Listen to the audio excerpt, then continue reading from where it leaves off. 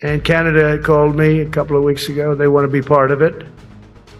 To which I said, well, why don't you just join our country? You become 51, become the 51st state. Airlines are adapting to changing travel patterns as fewer Canadians head south to the United States. In June, Statistics Canada data showed Canadian return trips from the U.S. fell for 5 straight months. Because of Trump. Because of the rhetoric from Trump about taking over Canada. I guess they're just afraid of crossing over the border. Pearson Airport is gearing up for another busy travel season and is promising a smoother ride.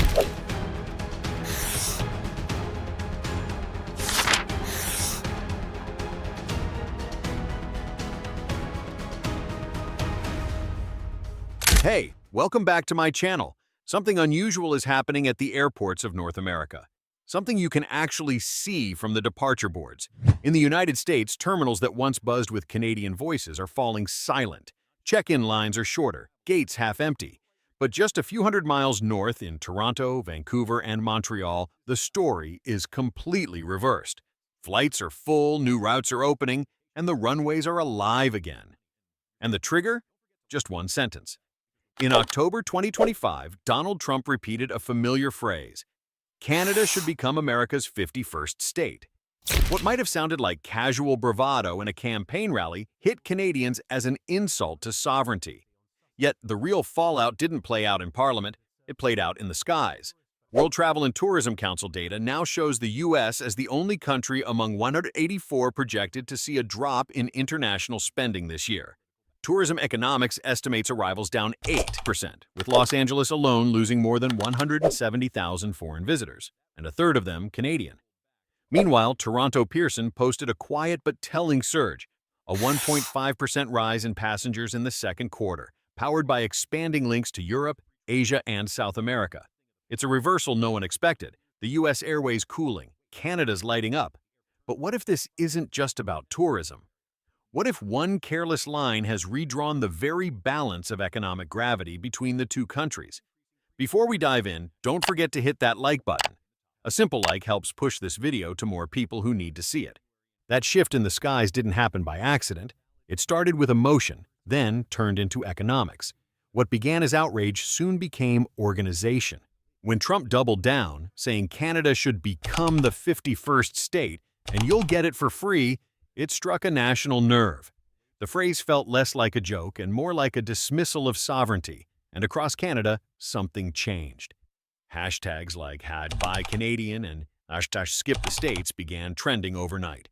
What started as anger on talk shows and comment sections quickly turned into coordinated behavior, a quiet, disciplined form of protest.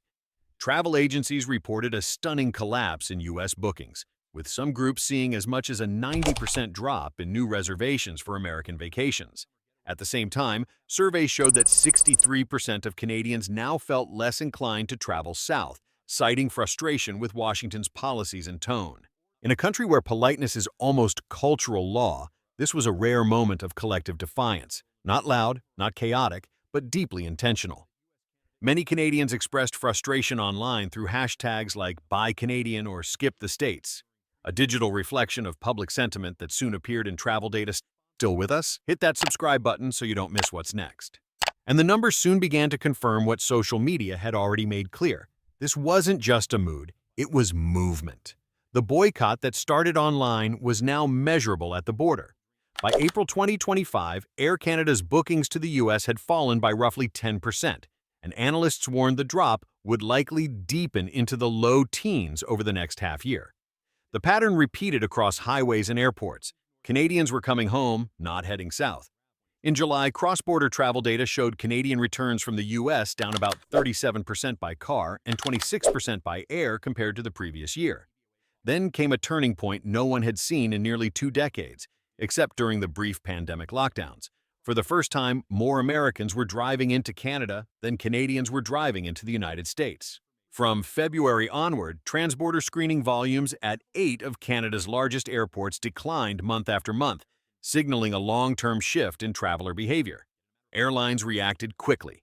WestJet suspended 9 Canada-US routes as demand dried up, while Air North expanded domestic capacity to serve new patterns of mobility inside the country. What once flowed southward was now folding inward. The border, long seen as a symbol of partnership, had quietly become a line of separation. Across the border, the impact was immediate and unmistakable in the very places that had long thrived on Canadian visitors. From California's beaches to Florida's resorts, destinations built on decades of cross-border tourism suddenly found themselves half empty, caught off guard by a withdrawal that felt both economic and emotional. For many local economies, it wasn't just the loss of travelers, it was the disappearance of their most reliable customer base. In Los Angeles, the change was dramatic. Canadian arrivals fell 32% over the summer, leaving hotels, restaurants, and attractions struggling to fill the gap. Even Long Beach Airport, usually a modest but steady regional hub, saw passenger traffic drop 10.5% from 2024. The pattern repeated on the East Coast. New York City, long a magnet for Canadian tourists, revised its 2025 visitor forecast from 67.6 million down to 64.1 million, and more than half of the 800,000 missing travelers were from Canada. That shortfall translated into millions in lost hotel taxes, retail sales, and restaurant revenue, a quiet drag on the city's post-pandemic recovery. Further south, the picture was equally stark. Fort Lauderdale International Airport recorded a 20% drop in Canadian passengers in April, while Orlando's hotels reported booking declines of up to 35% in May, erasing what was supposed to be the strongest month of the year.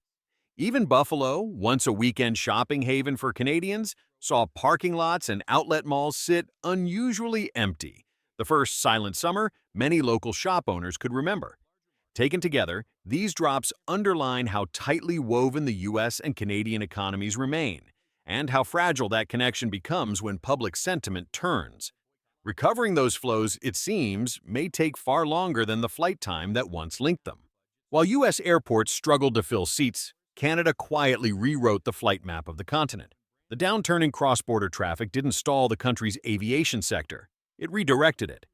Toronto and Vancouver began transforming from regional gateways into full-scale global hubs, linking Canada more tightly to Europe, Asia, and South America.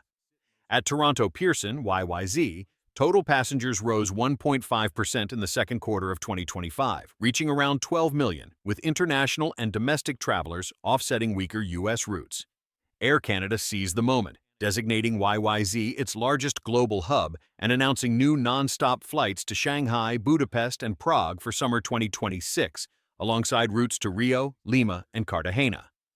Out west, Vancouver International, YVR, built on its position as Canada's Pacific Bridge, after handling 26.2 million passengers in 2024, its second highest year ever. The airport saw Asia-Pacific traffic climb 15% in 2025, supported by a 10% jump in flights to the region. Even as transborder numbers softened by less than 2%, Canada's domestic demand surged.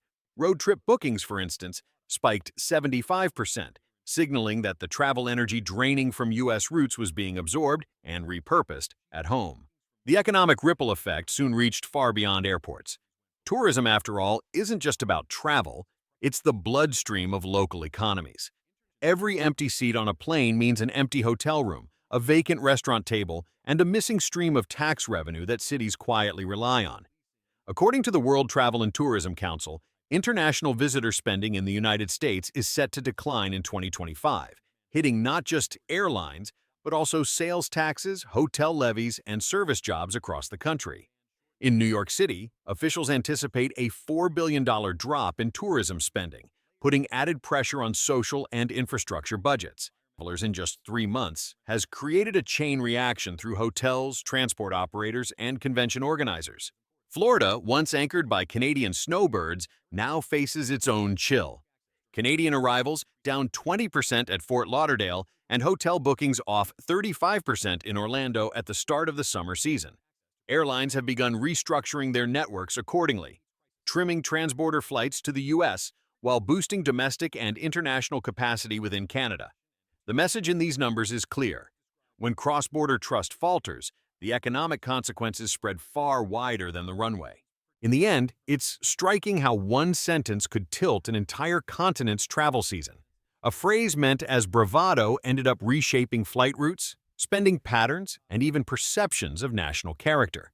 The United States, once the face of hospitality, is losing that image, while Canada quietly rises as North America's new gateway. Around the world, both travelers and governments are taking notice and adjusting accordingly. Tourism has become a new kind of soft power. The episode shows that in today's world, diplomacy and public perception can shape economies as much as policy itself. Airlines and airports are redirecting capacity toward destinations that feel stable and emotionally safe. Canada now benefits from that shift, expanding its global reach, while the U.S. pays the price for volatile politics and unpredictable words. The lesson is clear: even winter economies aren't immune to politics. One careless remark can erase billions in tourism faster than any trade deal can fix. So the question is, will Washington choose respect and consistency, or watch as Canada quietly takes its place on the global stage? If this video gave you something to think about, like and subscribe to support more content like this. Thank you.